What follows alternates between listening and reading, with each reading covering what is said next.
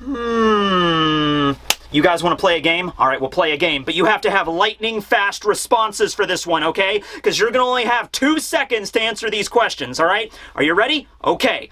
Think of a One Piece character. 1 Mississippi, 2 Mississippi. All right, you got a One Piece character. I don't care who you picked. It really doesn't matter. Actually, it does, but whatever. You got the One Piece character locked in. All right. Now I need you to think of a horror movie villain. 1 Mississippi, 2 Mississippi. Okay, you got the horror movie villain? Dracula, Frankenstein's monster, Jason Voorhees, Freddy Krueger. Okay. You're going to have to team up with that One Piece character to fight against that horror movie villain. All right?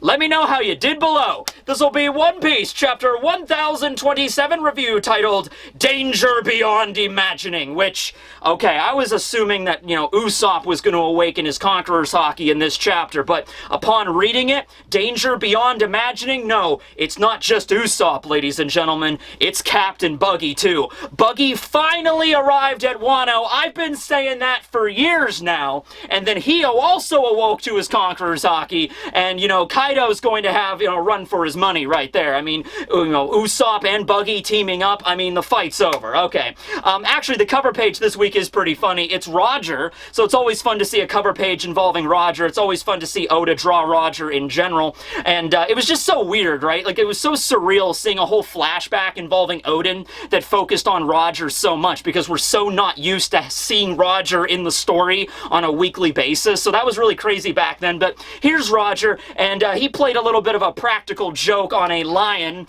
I guess the Roger pirates stopped at like an African savanna at some point, and so Roger, knowing him, he's just like, hey, Rayleigh, watch this. See that lion over there? That giant cat that could probably maul a man in like less than 5 seconds? I'm going to sneak up and I'm going to draw on its face with this Sharpie. Rayleigh's like, no, Roger, you crazy guy. And it's like, yeah, just watch this. Odin, take a picture. And he runs over and he draws on this lion's face. It wakes up, it is pissed, and it starts, charging at Roger as he's running away like, and then in the background you see Shanks and Buggy climbing a tree, just like terrified, like, oh, Captain, why? He also drew the character for Inu, or dog, on the lion, so it's a cat, and he's just like, you're a dog, and the lion gets up, and I think that's the real reason the lion was pissed. Not the fact that Roger drew on it with a Sharpie, but the fact it drew that, like, hey, you're a dog. He's like, no, I'm a cat! Grawr! And then, starts to chase after Roger. So it was pretty funny cover page. Alright, so where do we leave off? Oh yeah, Nekomamushi and Inuarashi's final battles against Jack and, who was the other guy? Oh man, who was the guy Nekomamushi was fighting? I forget. I mean, I feel like he was sort of relevant to this story, but I feel like as soon as he was defeated, I lost all memory of this character. He used, like, a candy cane sometimes. I don't know, he's gone. Anyway, Nekomamushi defeated him, and so the moon is still in the sky, and so Neko sort of warns Carrot and Wanda as they're running up to Nekomamushi to congratulate him, like, you did it! You defeated this nameless opponent! It's crazy!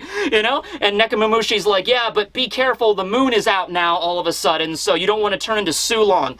I think what Nekomamushi is really warning them here is that, and it's the same reason why Carrot and Wanda did not go into Sulong in the last chapter to help out Nekomamushi, it probably puts a tremendous strain on the Mink's body, and unless you've trained with it like a lot of years, like decades, like Inu and Neko have, it can sort of cause a detriment to you if you go into that form when you're already injured, right? Like, I mean, it might give you a temporary, like, adrenaline boost and allow you to fight, but the kickback might be really, really bad, okay? So Carrot and Wanda were already wounded. Going into Sulong, they might have not even been able to maintain it, or even worse, they might have had a detriment to their body, and they also might have went into a rage, like Peckham's went into a rage a little bit there.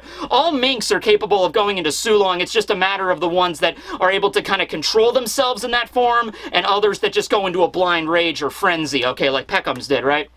So at any rate, probably not a good idea for Carrot and Wanda to go back into the form, and so Neko's just warning them. He's like, yeah, just make sure don't look up at the sky, thank you, I'm glad that I survived too. But he mentions that, man, this is really weird, it was super, super cloudy, like it was a really thick cloud layer, and it just got split apart like that, and now the moon is shining. What's going on up there? And of course we have the after effects of Luffy and Kaido's clash. Minor correction on my part, I assumed last chapter that that it was Dragon Kaido that charged at Luffy, and then Luffy punched him with the Conquerors, and that's what caused the shockwave. At the last minute, Kaido did transform into his hybrid, so it was Hybrid Dragon Kaido Duck mode with his Kanabo Hasaikai, and that's what clashed with Luffy last chapter, okay? So, the shockwaves of that are felt all over Onigashima, even on the live stage and stuff. You know, rocks and rubble are falling down. It is a miracle the entire roof of Muffin Mountain has not collapsed yet. Like, from the Scabbards fight with Kaido, Kaido's launching Boro Breaths and lightning attacks all over the place. Luffy used that Red Rock attack that I was guaranteed, I was sure was going to destroy the roof, and it didn't. And even last chapter, Luffy went into Elephant Gun and knocked Kaido into the ceiling again. Like, at what point, like, the structural integrity of this roof, it's almost like Kaido planned for this. He's just like, alright, when I'm building my castle, someday, I might have to fight against all these really strong opponents. I don't want to wreck my castle, so can you reinforce the roof, like, with, like, a bunch of plates of steel and concrete and rebar, just in case I have to wage an epic dragon war on the top of my palace? It's like, yeah, I guess we could do that, you know, we have to, you know, add in some structural, you know, support beams. I'm not a building guy. Let's just add in some beams over here, Bill. Just add in more stuff. More rivets. Rivets are probably involved in this process. Anyway, Yamato looks up, and Yamato remembers reading Odin's journal, and she's like, oh, I read about this. You know, when Roger and Whitebeard clashed back in the day, the heavens themselves were torn asunder! Love using that word. Asunder! You don't get to use that word very often. I'm gonna milk it for all it's worth, okay? And so, the sky is still, like, you still see the moon. Like, the clouds are sort of going back, but they're not quite there yet. So you see Luffy and Kaido there, and it's the same deal with Roger and Whitebeard, like, you know, and what we've seen before with Luffy. Like, the attacks aren't even really connecting with the Kanabo and the fist. It's just like they get knocked back, okay? But they don't get knocked back too far. It's really like they're still standing, like, right in front of each other. Kaido and Luffy, right? So they attacked, and it seemed like they were an even kill, so, like, equal and opposite reaction where the attacks just canceled out. So, you know, Luffy's still standing there, he seems fine, Kaido's there as well, and he seems fine as well. Yamato, at this moment, begins to notice she is bleeding from the head, like, a lot. Like, blood just begins to gush, and she's just like, oh man, I thought I blocked that last attack from Kaido when she used the Mirror Mountain technique, where, you know, her body got surrounded by the ice and it, like, cracked and broke apart. Like, you know, she actually managed to, like, reflect all the damage or, like, negate all of it. And it's like, oh no, I'm actually way more injured than I originally thought. You know, when Kaido used the Thunder Bagura on Yamato, that was like a full power swing, okay? So you can't really block all of that there.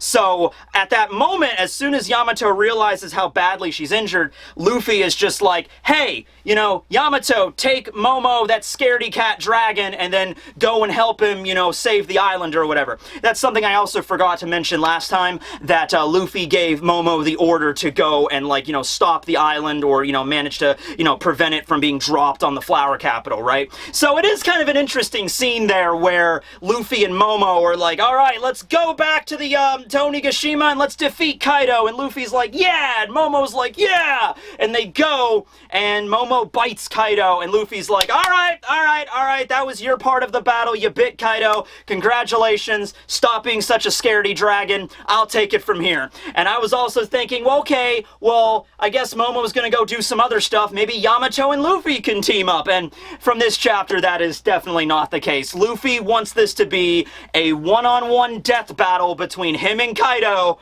This is what he wants! I don't know how it's gonna end, but this is how it's going to go, right? And so he screams over to Momo, like, you know, stop being so scared. Momo rebukes him, which is like, hey, you know, I can't change my nature at the drop of a hat, Luffy, you know, I'm sorry I got thrust into this situation. I want to help you, I really do, but screaming in my face to quit being so scared, it's not really helping me right now. But it's okay, because Yamato then jumps on Momo's back, and then, you know, she's like, oh, it's okay, I'll be there with you to help you out, okay? So giving some confidence there. Also the fact Yamato knows a lot about dragons and what they can do, given that, you know, Kaido is her dad. So it's like, I know about the flaming clouds and everything. So this is actually a really good team up, you know, Yamato and Momo. And she even says, like, sorry we got separated earlier and everything like that, okay? So they begin to fly away to try to stop Onigashima in some way. Kaido sees this and it's just like, hey, where the hell are you going? So Kaido charges, breaks out his Kanabo, Yamato takes out hers, and they kind of block right there in the middle middle of the sky. At the same time that happens, Luffy wraps his leg around Kaido's neck and is just like, oh no, you're coming back over here. You're still fighting me, okay? I'm not letting you get away here. And so it's a kind of a comedic scene there where Luffy just like wraps his legs, both of them around Kaido's neck, and just pulls him back on the roof of Onigashima. And Yamato is just like, oh, okay, Luffy, I understand. You want to fight him one-on-one. And Luffy's like, yeah. Like, he just has this, like, silly little grin on his face, and he's just like, he's like a kid at Christmas. He's just like, hey, you want to open the big present first, right? He's like, yeah, I do. Okay, well, you have fun with my dad. Hope you don't die. And Luffy's like, oh, don't worry, I will. Oh, this is gonna be fun. So he just pulls Kaido back on the roof. Yamato and Momo continue their mission, and we don't get really anything else from Luffy and Kaido here. So, yeah, there's no break next week either, so maybe we might cut back to that.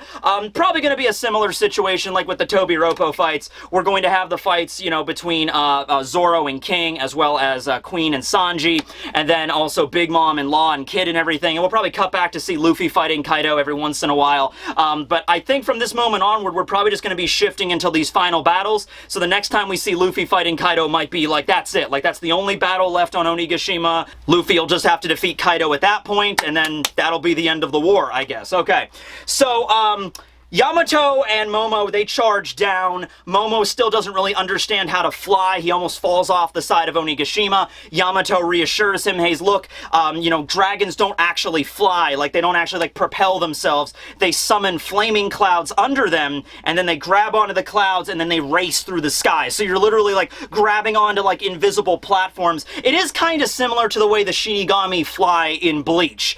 They're not flying themselves. They're using, like, the Ryatsu to solidify it around them so they can kind of like make platforms to jump around on the air, but it's very, very similar, like at least it looks like they're flying, okay? To the untrained eye, of course. So Momo sort of gets the hang of it, and he's just like, oh yeah, that's right, I can create clouds, oh man, this is crazy.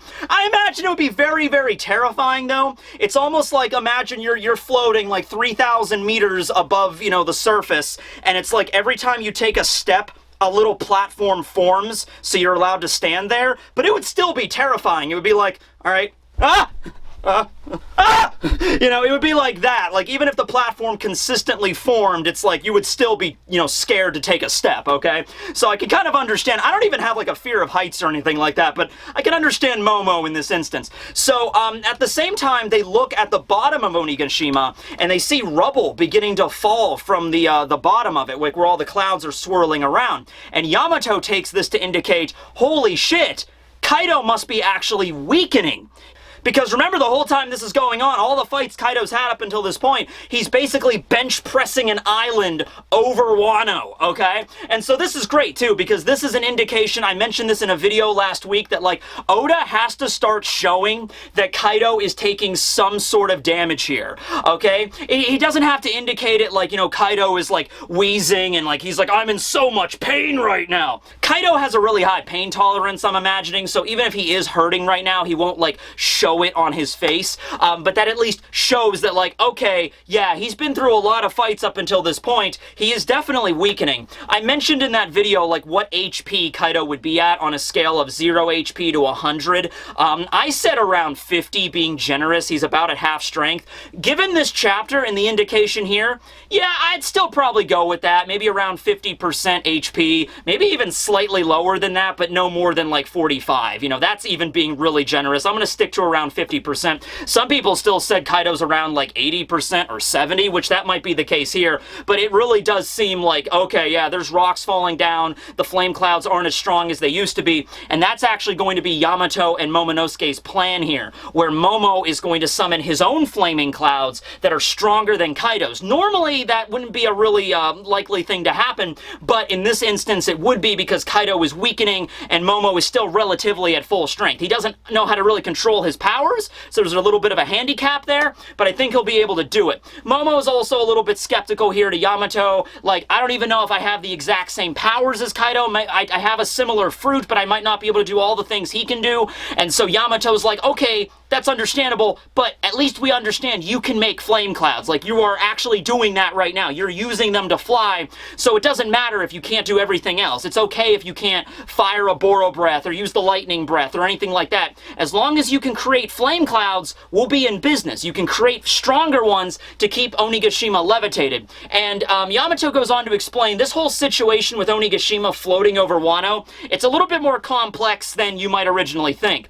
So if the plan just goes originally as Kaido intended and drops the island like he doesn't actually drop it, he just like slowly like lowers it down, that'll crush the flower capital, killing thousands of people, alright? So we can't allow that to happen. However, if Luffy were to defeat Kaido while Onigashima was still in the sky, I mean, that would be good. Kaido would be defeated, but then you would have a giant island and the flame clouds would just disappear if he gets knocked out, Kaido. It would just be like, oh, I am defeated, And Luffy would be like, I did it! Ah! You know, he would just like fall to the ground immediately.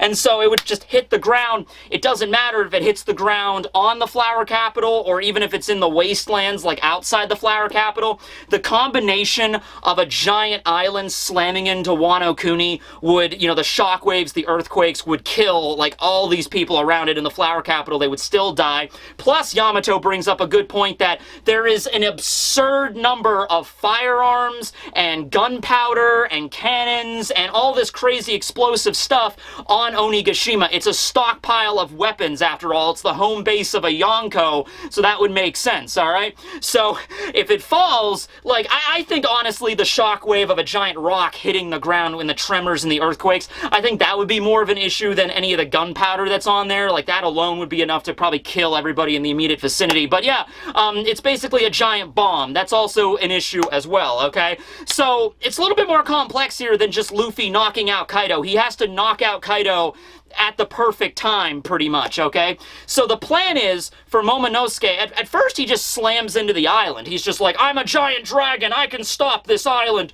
He's kind of like Laboon when Laboon was butting his head against the red line. It's like a valiant effort, but it's not going to make a lot of headway.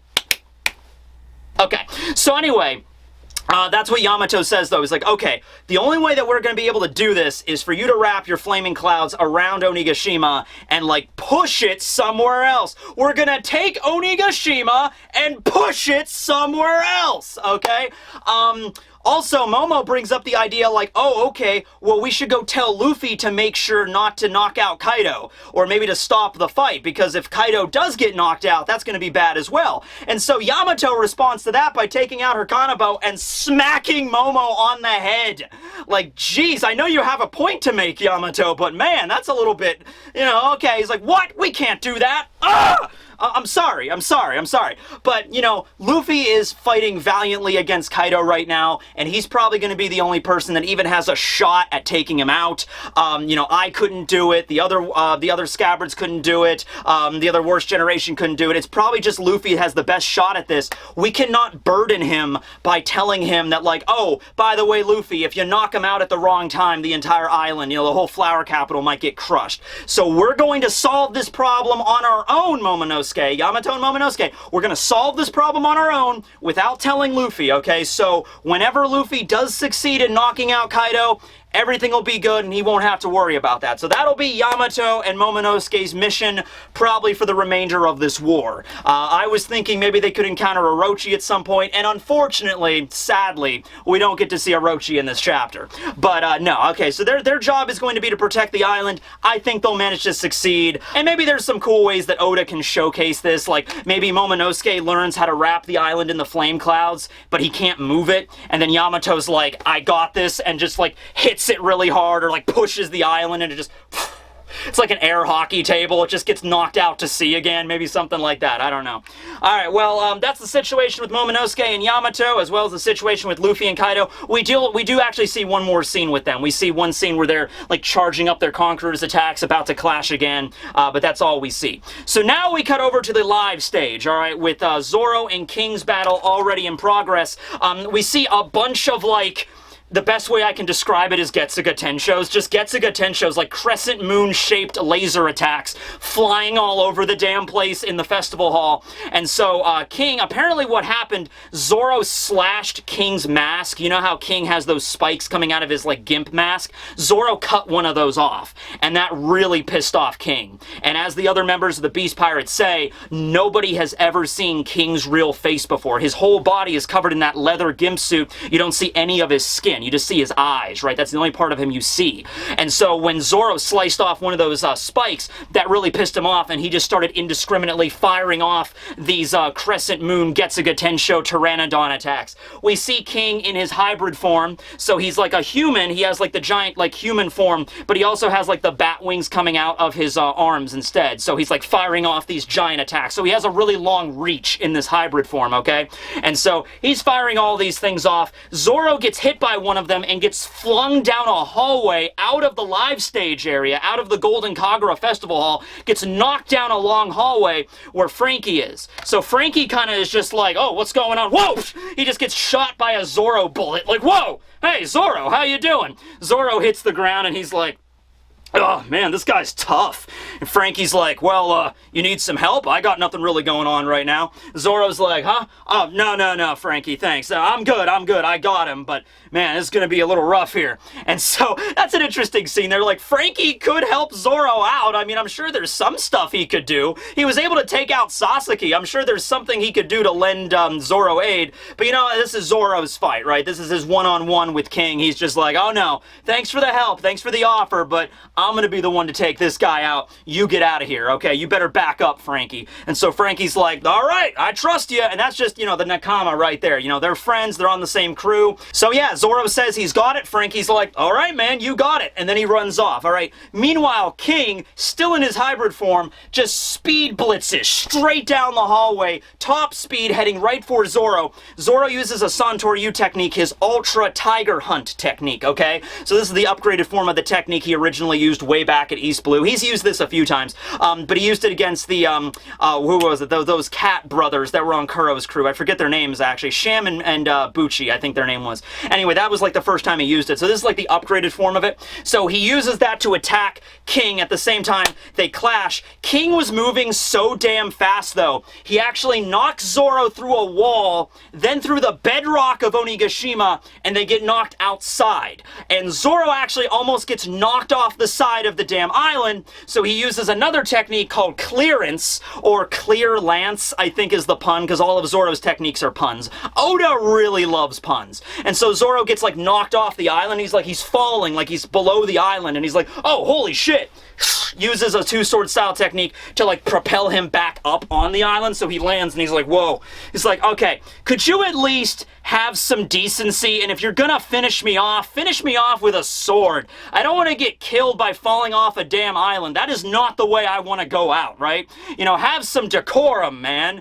And so King, though, he just kind of settles down, and this is the end of the chapter. He stares right at Zoro. Part of his mask right here in like his forehead area where his goggle was is shattered off from Zoro's tiger attack, okay?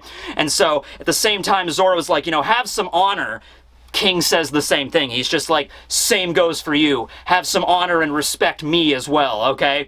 End of the chapter. Alright, so King's mask has been broken. One of the spikes got knocked off by Zoro previously. We didn't see that. But with Zoro's attack when King slammed into him, yeah, Zoro almost got knocked off the side of the island. Well, he did get knocked off the side of the island, but he came back. That attack broke King's goggle, and now we see part of his flesh as well as his hair, okay? Now, it's a manga, so I'm not really sure, but considering the fact that King came from the Red Line, as well as the whole demon devil sort of aesthetic, you know, manipulation of fire and everything, the first thing my mind went to is that King's skin is actually a deep red color, okay? We also see part of a tattoo. We see like a tattoo that would be like right here. Like this space right here is where King is like exposed, okay?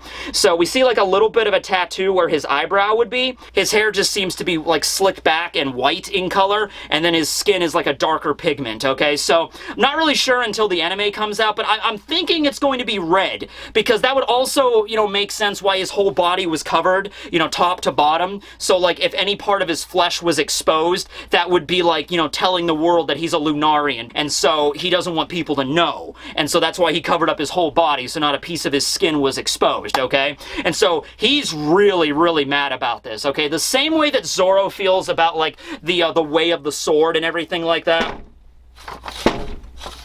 Man, there's really not a lot of room in here. Same way Zoro feels about the sword, like, you know, finish me off with a blade. That's how I want to go. The same way King feels about his mask. He's just like, well, if we're gonna fight, you know, you don't go for the mask. You don't try to break off my mask and see my face. I don't want anybody to see my face, okay? We can fight, but, you know, the mask is off limits, sort of saying, right? Okay. So, yeah, probably in the next few chapters, I think we're just going to get into the King and Zoro fight. There was a funny scene with Queen, where Queen yells at King, like, hey, King, with that, like, Getsuga Tensho attack, you're like, you sliced my butt with that, stop it, you know? So it's actually interesting, unless we, like, next chapter, we just cut over to Queen and Sanji and see their fight first. But the way Oda is setting this up, it seems like Zoro and King is just, we're just gonna get, you know, carried into that. I mean, I guess, like, next chapter we could focus on Zoro and King, and maybe his mask gets shattered apart completely, so we get to see what he looks like, and then it cuts away to Queen and Sanji, and then they have their fight for like 2 chapters, and then we resume fighting with King and Zoro. I guess we could do that as well. But yeah, anyway, that was the chapter. Kind of a quick one also, like nothing really crazy happened. I mean, it was really interesting to see Momo and Yamato team up, and of course the Zoro and King fight, but that's kind of just speeded right by as well. The first time I read this, I didn't really even understand what was all going on with King and Zoro, because the fight and the scenes, and it changes locations like 3 times. I was like, okay, wait, what's going on? Why is Zoro doing this? Why is King doing that? But, you know, read it a few times, it makes sense. So, yeah, that's it. Probably make a video about King and talking about, you know, what this could really entail for his character. Oh, yeah, and that scene where Queen is just like, oh, you sliced my butt, King has, like, a rebuke to that, which is like, man, I wish I would have sliced your neck. So, like, that's, like, one of the first times. King is usually very quiet. Whenever somebody says something to him, he's usually just ellipses, like, he doesn't actually say anything. So the fact that he said that to Queen is funny, and the fact that he says this to Zoro here, he's becoming a lot more vocal in this fight. He's just like, hey, you know, you can aim anywhere on the body, but you don't go for the mask. I don't want anybody to see my face, okay? So, I don't know, maybe King will, like, respect Zoro's wish, and he's just like, all right, tell you what. You want me to fight you with a sword? Alright, I'll fight you with a sword. He takes out his sword, he doesn't use the sword breaker contraption, he doesn't use the switch, he just uses a regular sword. He's like, tell you what, I'll fight you with this sword, and only this sword, but you don't aim for my head. And Zoro might agree to that. He might be like, okay, fair enough, let's do it, right? You know, maybe, I don't know. Anyway, thanks for watching the review, everybody. This will be Tekking and Barry signing out. Have a good one, everyone. Asunder! Oh, wait, I have an idea. Hold on. Okay, this is close enough, I guess, to a Sword of Omens. Okay. Asunder! Asunder! Asunder! Thundercats, go!